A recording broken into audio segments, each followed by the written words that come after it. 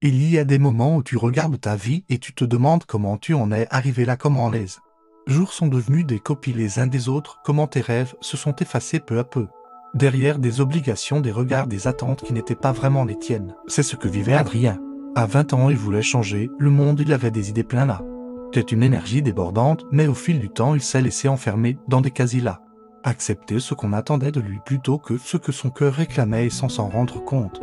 Il a commencé à marcher sans but, comme s'il traversait sa propre existence en pilote automatique. Chaque matin, il se levait avec cette lourdeur dans la poitrine, il faisait ce qu'il fallait faire, il souriait par habitude, mais à l'intérieur, il sentait un vide qui grandissait comme si quelque chose manquait, comme si quelque chose s'était perdu en route. Un soir, alors qu'il rentrait plus tard que d'habitude, il a croisé une jeune femme qui jouait de la guitare dans la rue, les yeux fermés, totalement absorbée par sa musique. Personne ne faisait vraiment attention à elle.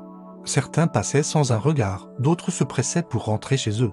Mais Adrien s'est arrêté. Il est resté là, à écouter, et il a senti quelque chose bouger en lui, une émotion brute. Une évidence, cet inconnu vivait ce qu'elle aimait, même sans scène, même sans projecteur, même sans reconnaissance. Elle osait. Et lui, il s'est vu comme dans un miroir. Et ce reflet ne lui ressemblait pas. Ce soir-là, en rentrant, il a allumé la lampe de son bureau et a regardé autour de lui. Tout était rangé, bien en ordre, mais rien ne vibrait. Alors il a pris une feuille. Et il a écrit une question simple, qu'est-ce que je veux vraiment? Les réponses n'ont pas jailli tout de suite, mais ce geste, ce simple geste d'oser se demander, a été un déclic. Chaque jour suivant, il a continué à écrire, parfois des mots confus, parfois des souvenirs, parfois juste une phrase comme je veux être libre, et peu à peu, il a recommencé à entendre sa propre voix intérieure. Alors il a décidé de changer une chose.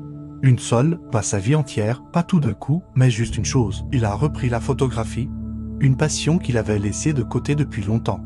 Il a commencé à marcher dans sa ville, avec son appareil, à capturer des instants, des visages, des couleurs. Ce n'était rien d'extraordinaire pour les autres, mais pour lui c'était une renaissance, parce que dans chaque photo il mettait une part de lui. Et dans chaque instant il retrouvait le goût du présent. Bien sûr, il y a eu des doutes, des voix intérieures qui disaient « À quoi bon, tu as trop tardé ?» Ce n'est pas raisonnable, ce n'est pas utile. Mais il a continué, parce qu'il avait compris une chose essentielle, le vrai échec n'est pas de tomber, c'est d'abandonner son propre chemin. Et chaque pas, même minuscule, même hésitant, le rapprochait de cette vie qui avait du sens. Un matin, alors que le soleil se levait et que la lumière traversait sa fenêtre, il a regardé ses photos étalées sur la table, pour la première fois depuis des années. Il s'est senti fier, pas parce qu'il avait réussi quelque chose d'immense, mais parce qu'il avait choisi de se retrouver.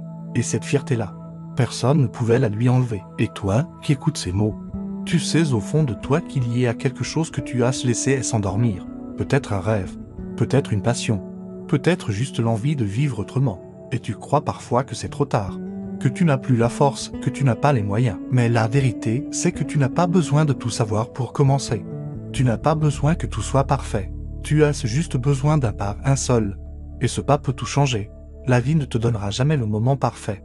C'est toi qui dois le créer. Et si aujourd'hui tu choisis de ne plus t'abandonner, si aujourd'hui tu décides de réveiller ce que tu portes en toi, alors tu as déjà commencé à écrire une nouvelle histoire. Une histoire où tu n'es pas spectateur, mais acteur. Une histoire où tu n'attends plus, mais tu oses, parce que tu le mérites.